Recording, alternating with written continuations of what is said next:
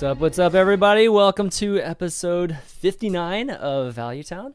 I'm ChanManV, and joining me every week are my co-hosts here, Reynad and Noxious. What's going on, guys? Noxious, I know you just got back from StarLadder. You rested up, recovered from... Yeah, well, kind of rested up. I mean, I'm still jet lagged and I'm still trying to recover from it, but yeah, I'm good, Awesome. I guess. And Reynad, how are you doing, man? I was watching your late night streams with Abdu. I mean, those are some good times, man. Yeah, man. I'm all right. I'm on that sleep schedule where I fall asleep at like 8 a.m. now. So, Fall asleep at 8 a.m. Wow. God. yeah, so I'm on like an hour of sleep right now, but I'm good. I'm gonna live. Well, thanks for getting up, man, for the show. Got a pretty cool lineup of topics here for us today. Of course, we're going to be going through, you can kind of see the topics there, but real quick, just our week in Hearthstone, what we've been doing. StarLadder, just how to break into the scene as a player, just net decking, the good and bad things of it, and design discussions. We talk about Entomb, maybe some talk about Charge. And then we got some Q&A as we always do each and every week, where you can tweet your questions at ValueTownGG, and we'll read some of those out at the end of the show. But yeah, let's talk about what we've been up to this week. I was mentioning StarLadder, Noxious, but so I know that's for the most part where you've been. How was the entire event and everything for you? Dude, that was actually really fucking awesome. Like the organizers from StarLadder are probably some of the most I want to say like considerate guys that I've worked with. I mean, I haven't worked with every single company out there, but they really do go out of their way to do everything right. There's been a hiccup or a few hiccups, I guess, during the event, which is unfortunate, but the whole thing was really awesome. I feel like it was one of the coolest tournaments I've looked at of recent memory. Oh, awesome. Ray, what about you? Just Hearthstone wise, what you been up to? Just ladder. I've only really been playing on stream lately, so I got to the point where I'm playing a lot of weird stuff towards the end of the month, just experimenting and That's the having fun fun. time, right? Like getting a chance to play all kinds of shit. It depends entirely on how much you're losing, but yeah. So that's pretty much all I really did. Not sure. I want to make a push for a high legend rank, but Mm-hmm. after last month, I'm like really disincentivized. So I'll probably just end up like not playing ladder on the last day, or we'll see. What I've noticed is like the first 30 days of the month kind of don't matter as long as you're in striking distance at the end, and then Yeah. you can play in the last Yeah, hour. That's so true. That's absolutely true, right? Yeah. That's pretty much what I've seen for everybody too. I mean, if you get to rank 1, how far can you drop in the last day, you think? You drop one rank per minute. 1 rank per minute? Oh my god. Okay. So yeah, like you have to play no matter what. That's going to be crazy. Yeah, that should be coming up in the next few days actually. So what is that? Yeah, about 4 days, and it's gonna be the end of the season. It's gonna be a wild time again, and yeah, it'd be good to see you try to make a push for it. But I know how frustrating it was for you last month, so It was don't blame you. bullshit, dude. It was actual bullshit. Like bullshit. Yeah, that's the It's word. bullshit. Oh on man. December 30th, I fall asleep at rank 7. And I wake up at rank 40. And then I talked to Gara, and he says, "Oh, in EU, because the season in EU ends earlier. He's like, oh yeah, in the last hour, you're everyone in the top 100 was losing one rank per minute. Oh my Like in god. NA, it was dropping faster than that. Even so, it's just like you sit there playing, praying to God that you hit like 4 good matchups in a row. Ladder is 50% paladin, 40% freeze mage, 10% trash, Oh and no, it's it's like fucking depressing. Oh man. hope to Like dodge such the such meta diversity. paladin. Yeah, that I go that about shaman. sums it up. Shaman? You see shaman? No, but like if there's so much secret paladin, is that just an okay pick? I guess. It is, but it sucks against so many other I was things I right was now. I was explaining what the meta was. It's 40% freeze mage, which is the counter to Yep. paladin. Yeah.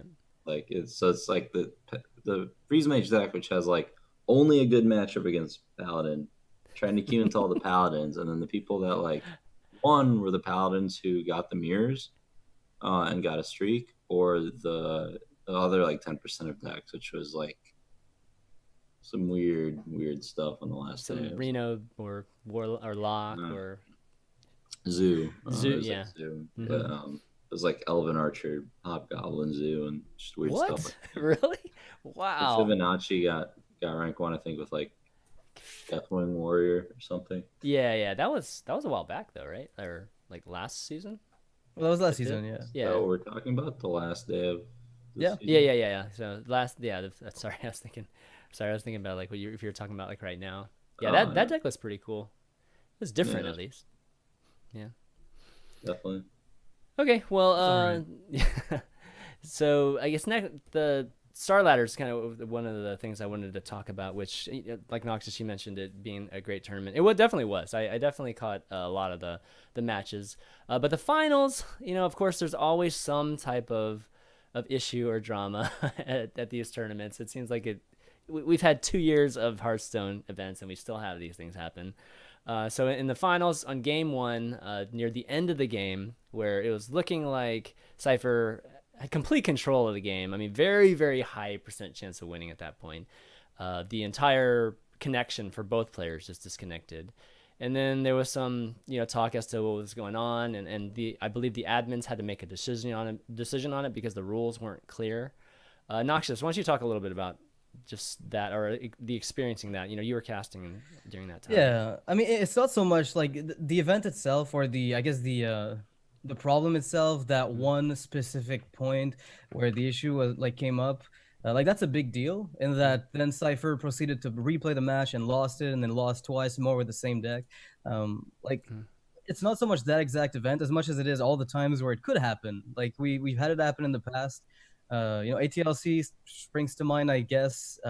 It's not so much that the rule set hasn't been defined, because the guy from StarLadder actually knew what the rule would be. That the rule said if you get DC'd, then the player who gets DC'd loses for the most part. But when it's the grand final, when both players DC, then it's a rematch. So it was still pretty clear what they would do. The issue is, I don't even think like stuff like this should happen. In a game where we're talking about like huge prize pools, Blizzard has probably the ability to have an infrastructure akin to that of the resume from replay feature from StarCraft 2. It's really just frustrating that there's no technical fix for problems so benign. Um, like it seems so simple to not have to try to make a judgment call on stuff like this, because Yeah. having to rematch then is just excruciating. I don't see how you could rationally defend the fact that, oh, maybe there was a chance the Chinese player won. Like it's so unlikely. I don't know. Maybe Yeah. maybe I'm just being salty about this exact scenario. Like I don't mind who won that game. Like I just noticed that Den Cypher's mindset was completely thrown out the window. Yeah, I mean, I don't it's know. if there's even 0.1% chance of winning, right? I mean, you can always make an argument that it shouldn't have been, he shouldn't have been Right. granted the win, and I think that was the case. It was definitely not 100%. My thing is just like the rules should just be crystal clear as to what happens there. So so the players don't have to feel bad or feel like they've been wronged or cheated or whatever. They can, like you said, the mindsets can be a lot better going into the restart. So we've seen it. We saw it like last year too in an event or two, and I don't know. It's just to the point where I just think that every event should have. I mean, they should just look at rules from other events too or whatnot, and we should have like a superset of all the rules to this point if it's a pretty standard format, and shouldn't have these issues. Like it should be 2 years should be long enough, I think, to figure out most of the really weird scenarios.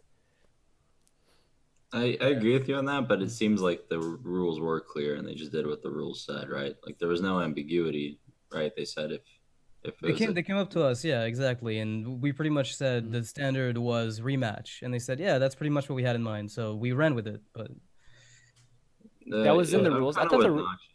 Like it's I would love to blame Blizzard for this because when in doubt, but it's like there's merit to that argument. There's the disconnect thing is super frustrating for a card game because there's like always some chance that there's always some chance that there's a comeback, Mhm. especially in 2016 Hearthstone. Like we used to play with Chillwind Yeti, and now we play with like Chillwind Yeti that like can be a Doomsayer 1 in 80 times, and that's like It's hard not to account for like all those like corner Right. cases. So even if they gave the win to like Cypher, who was really, really, really far ahead, then it would still suck for the other player to just like not have his 5% out to Mhm. get out of it, regardless of what the rules say. Which in this case, I think the rules are. I don't think it's the place to lay the blame. I think yeah, it'd be cool though if there was like a LAN client or somebody Yeah, to just play on absolutely. LAN for Hearthstone because we have a lot of tournaments that happen. Firesides are a big thing. Blizzard was honestly pretty fast about getting like a spectator feature out there. Yeah. It sucked and it still does, but it was there. Like it's really important. We wanted that for tournaments for a long time. So like I think yeah, like some kind of a LAN client maybe would be pretty important if they intend to kind of have Hearthstone tournaments be a regular thing hosted by people. Yeah, if not a LAN Maybe do client, a Hearthstone. restart from replay type of thing would be awesome. Like it's like StarCraft has it. We don't have replays, but something similar to that. Just restart Yeah, from I mean, disconnect. they have the logs, right? Like they have the logs. Yeah. They know what happened during the game if you enable those, and all that you have to do technically is reconstruct the game. Like technically, it would probably be a lot harder to put together than I'm making it out to be. That's obvious, but it's not as though the information is lacking as to what happened, or there's no system in place to know the turns that took place during the game. I guess up until the point where the disconnect occurred. So the infrastructure to build upon that I think will have to come at some stage because the disconnects in Hearthstone, like they really, really hurt the mindset of the player because the variance and the way it works really makes it painful. Like in StarCraft 2, you had a weird, like there was a time before the replay system resumed from replay where sometimes you had a rematch or like a council. Like you remember that? Like players Mm-hmm. could actually, like you had what, like a good 3 to 5 players, or I don't remember, but you asked the pros that weren't biased or had like no vested interest, I guess, in the match. Although that's really hard to evaluate, which pros is another problem. But you ask them who was winning this, like who, like this base race, who won this, in your mind most of the time, and usually the consensus would be pretty obvious, and you'd have a clear winner at that stage. So in Hearthstone, it's just hard to set up that same infrastructure, and it's also prone to, well, I don't know, bias. Just getting people on your side, or you vote like you don't know what the motives are behind decisions, I guess. If there was just like a pause option maybe in friendly games, that alone would kind of fix it too. A pause option. Okay. Okay. Right.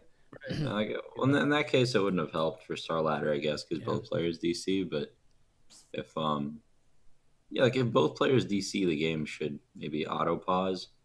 If one player DCs, then the other player should be able to pause the game basically until they Mm-hmm. relog. But yeah, I don't I know. see what you mean. It Just keep in sucks. the instant of the game. Just Hmm. at least on their server. Yeah, that's Yeah, true. just like stop the rope basically. Mm-hmm. Mm-hmm. Yeah, it's one of those things where I feel like it takes one really bad incident for it to just like zoom up the priority list. Because I don't know. I don't see that And being that's what happened super with high. busy mode. Yeah. Oh yeah. Okay. Okay. Yeah, it's They true. didn't actually It's true. add anything to the game, but they added a drop down in the BattleNet client. Yeah. The drop down was like, oh, you can set yourself to busy, even though it doesn't do anything. Even though they said it's supposed to block chat, it doesn't work half the time. But Really? it Okay. like It seems to. shut people up about the problem, and yeah, Oh, Yeah, okay. Busy mode seems to work problem. for You had a me. technical fix, I think. it's worked for me. Yeah. I stream in busy mode every day, and every other day people can message me. Oh man. Okay. Messages pop up while it's on busy. That's terrible. That's definitely not That's good. weird. I actually never run into that issue. Yeah. It's odd. I mean, I just like hate that we're relying on these rules to solve the problem when you can solve them technically, Yeah. right? Like it just doesn't do very much to say, um, this like it's to put down rules. Like it helps as a guideline, but if you can just avoid needing rules altogether by just having the infrastructure in place, I think that's like 10 times simpler. It avoids headaches, and you also, as a player, don't necessarily um, dislike an organization, get mad at the admins, whatever it is, because they made a call, right? Yeah. Which is one of those things that happens pretty often. Like you hold people accountable for a decision that they made due to rule sets that they had to put in place that penalizes you. Whereas if you had the infrastructure fixing it itself, like there's nobody to blame. Like I guess you could bitch at Blizzard if you have a problem with the way it works. But in this case, just having the system allowing you to replay the game would solve it entirely. I don't know. It's just I feel like it should be a higher priority than it is. Yeah, maybe it's inching up there. I mean, again, like it had being an issue this weekend. A lot of people were obviously watching that event. That was the event of the weekend. So yeah, hopefully we can see that on the priority list soon. So with StarLadder, we got a chance to see just generally the entire tournament. We got a chance to see some different players, right?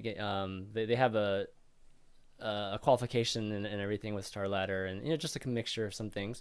But one of the big things discussed in our community has always been breaking into the scene, and we've touched on it a few times, like several times on this show, but never really went deep into the discussion. So I figured it might be a good time to talk about it, because I know at this point, especially at this state of Hearthstone, we have a lot of the popular streamers. We have it's the same bucket of people, and over time they've gotten even more popular, and there seems to be a bigger and bigger gap, I believe, between the top and then just like the folks that are really good, that are top legend players, but just aren't popular yet. The question is how do we get, or how do the players that are our top legends, break into the scene? Like what's the best 3 or 5 steps that they can take? The most logical ones. Oh, just go play as many tournaments as you can. But a lot of tournaments they don't even get invited to, right? So there are more qualification tournaments, but that's still a very, very long process. So what do you guys think? What do you think is the best approach to it? Oh man, I All already of see the like Temple Storm processes. publishing a book about how to get in tournament invites. 3 steps to get you to tournaments. Yeah, exactly. Right? Uh, if you're, it really tilts me that you say like it's a long process to play open tournaments. Like fucking right, it is. Every single way, Yeah. every single pro that is big had a very very long process, with the exception of like very few, or like 4 or 5 who I'm not going to name because it's just firing shots. But it's like those guys are even out of the scene already, to be honest. So it's like there's how do I put it? Okay, first of all, like the really popular streamers, for example, are kind of lumped in with the pros sometimes. But the sad thing is, like, those streamers have very comparable win rates to these unheard of ladder players.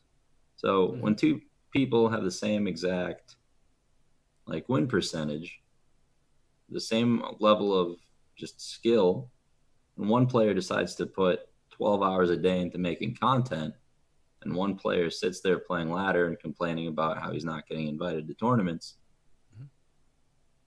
like that's a pretty fair world, I think. Yeah, Yeah. I guess so. No, in Um, that scenario, yeah, that like, is fair. Yeah. like it's Hearthstone. Are you gonna, I don't know, if the streamer has like a 66% win rate and the player who plays off stream has like a 67% win rate, it's like doesn't basically none of the Yeah. streamers that got to where they are did it through shortcuts, right? Mm-hmm. Crip has been grinding his ass off harder than anyone, doing like 12 hours a day plus the past 3 4 years.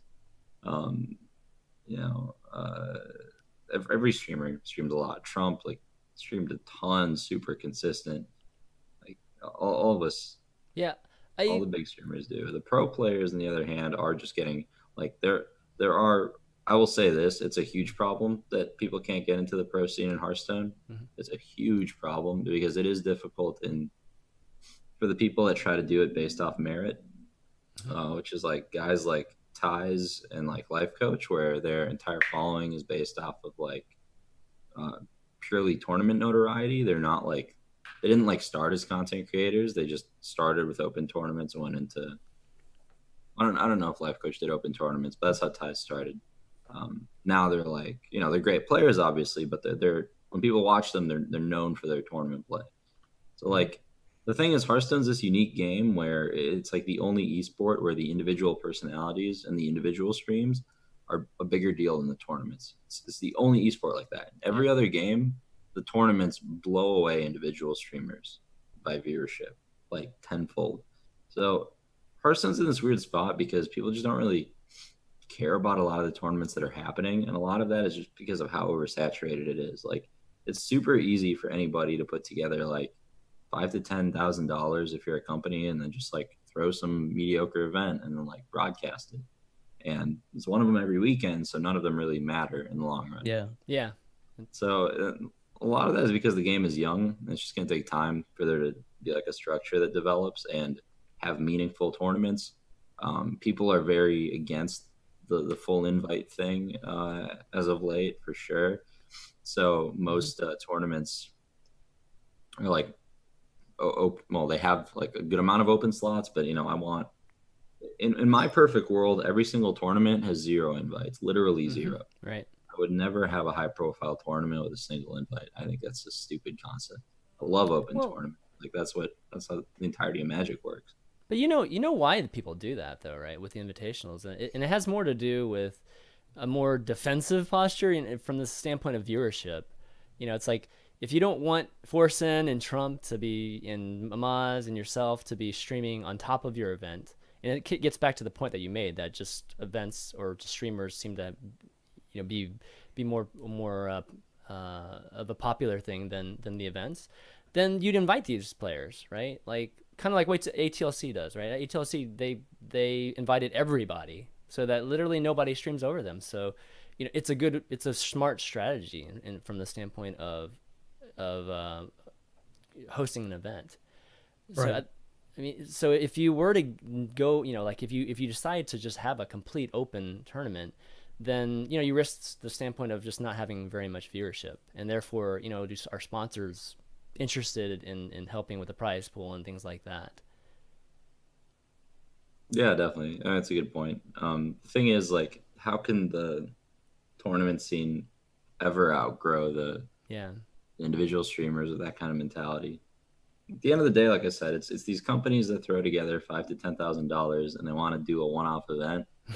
Like, Yeah. these people are not going to take risks. They just want to cash in on easy Hearthstone viewership real quick. So, they run their tournament. It gets like 4,000 to 8,000 viewers overall. By Twitch metrics, it's actually like pretty decent. If those companies would host like a league tournament, they would have under 1,000 viewers. So, and the big teams wouldn't even play. So it's like, I think that it makes sense why the system is what it is, but it's just one of those things that's going to take time to fix. And like, I can personally say I'm working on like really, really, really big projects to completely change this. But yeah, like I think like a year from now, it won't be a problem anymore. I think there will be a clear-cut structure for just players that like want to make a name for themselves through purely performance. There will be a structure that does that. There will be tournaments people care about. And yeah, I think, well, I can't say for sure, but I hope at one point Hearthstone tournaments outgrow individual Hearthstone streamers by a lot. I think that would be really cool because it's like kind of the natural progression that every game went through. Start with the big individual streamers and then the tournaments take over. So I think it would be good if tournaments mattered more. Like as a team owner, that would be sweet too. Sorry, I don't mean to cut you off. I'm rambling a lot, but I think one of the things that sucks the most from the whole like esports side of Hearthstone is it's actually like far and away the least profitable like esport as far as sponsorship money is concerned. Like it's the 4th biggest esport, but sponsorships, like sponsor interest, doesn't reflect that at all. The viewership's insane and everything, but for some reason, like why is that? Traditional sponsors are like a lot of the traditional sponsors are electronics manufacturers, and exactly. You can't really get an iPad player to pay like $200 for a keyboard. It just doesn't make sense. So, $200. Don't you want that really badass Steel Series mouse for your APM? I don't know. Like it doesn't make. So you have to look into like other sponsors, and then like Blizzard like basically no-sir'd all the fantasy sites. So then it's like it just doesn't leave much room for like for organizations and pro teams and everything to like. It's really hard to warrant signing a full-time professional player, and Yeah. There's some people that are just slugging through it despite that. They're like, I want to be a full-time Hearthstone pro. I want to be known for my merit. And these guys, you see these guys grind away at it, and they're on their like small team, and nobody has like a huge stream following or anything, but they're really great players.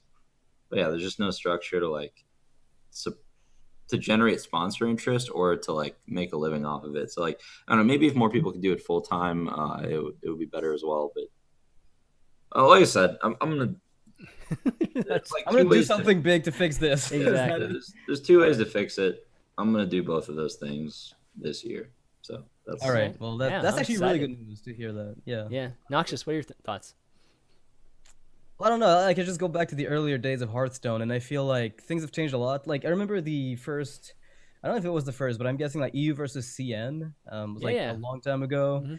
Uh, and it was like a whole like a huge Swiss tournament. There's also DreamHack, which was also like kind of pioneering this thing, where I guess you could make a name for yourself. The problem is a lot of those events, like there are a lot of qualifiers, those still exist, but I feel like there's a lot of established tournament organizers that don't run that format anymore, or if they do, it's only a small portion of their, I guess, finalists, or yeah, like the players in the event aren't necessarily all qualified. Like StarLadder is a good example of that, I guess, because they had, uh, like the China side had a huge qualifying Yep. process. We had also a qualifying process on like the Western side, so to speak, and like a lot of those names you tend to see are all the same, but the pool of players who participated in the initial event is kind of narrow. So yes, you do have like the qualifying process, but you still don't have too many people that can engage in it because there's a limited amount of space for that type of event. So it would be nice to have like an ongoing way to rank players or to see their performance that is not the last day of the month ladder report that Blizzard Mhm. does, because I'm sure a lot of players are great, but they just don't end up at the last, the best spot at the end of the season. And maybe they don't have time for tournaments, or if they do, they don't necessarily go through the qualifiers, hyper consistently, or if they do, it's a smaller event and they don't get the publicity that they want. Mhm. And usually you have to kind of be like, I remember when Osaka wins BlizzCon, and his next thought is, I should be streaming now, right? And he realizes that, and he says, well, I don't want to stream. Like, I just don't want to do that. Stan Sivka also doesn't like streaming very much. Mhm. Yet these two guys are top tier players. Like, it's kind of hard to not do one without the other nowadays. It seems like you're expected to do both if you're going to be playing for a team, which incidentally also means that you have to divide your time between pure practice and streaming, because putting the both together can be somewhat difficult, if not impossible, for some people. So I don't know. It's a headache. I'm eager to see what you guys do. Temple Storm. It'd be nice to see.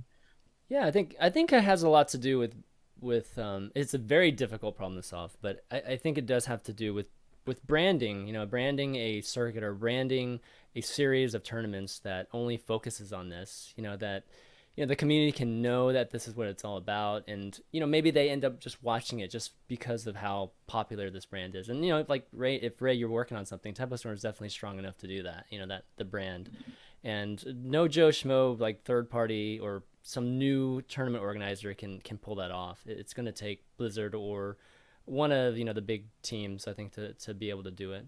So looking forward to it. I think right now we could use, I think, a little bit more, like we could use a bigger pool of players like in that kind of low to mid tier in terms of just notoriety and that thing, that sort of thing. We saw some of it in StarLadder. There are some guys like we were seeing Stan Cifka kind of rise up. Cypher, even Lands, Shenza. I mean, that it's cool to see those new names. Yeah. Those guys, they are probably been good for a while. We just didn't get a chance to see them in a high profile place. So I think it's good. It's gonna build more storylines too for Hearthstone generally, and that's where I'm most interested. I'm just most interested in seeing just more players, because a lot of the streamers, I'll just be frank, a lot of the streamers are doing it just, it's their job, to do it. And we've seen them a lot. We've seen them over the year, a couple of years now. We've seen the same characters, and they're our favorite streamers and players, but it's always nice to get, a new personality on the scene, and how that mixes with all the other guys too. But okay, guys, we're gonna take a quick break here, and then we're gonna come back. Gonna talk some net decking, and then talk some cards, some design discussion. So we'll be right back. Sit tight. See you soon.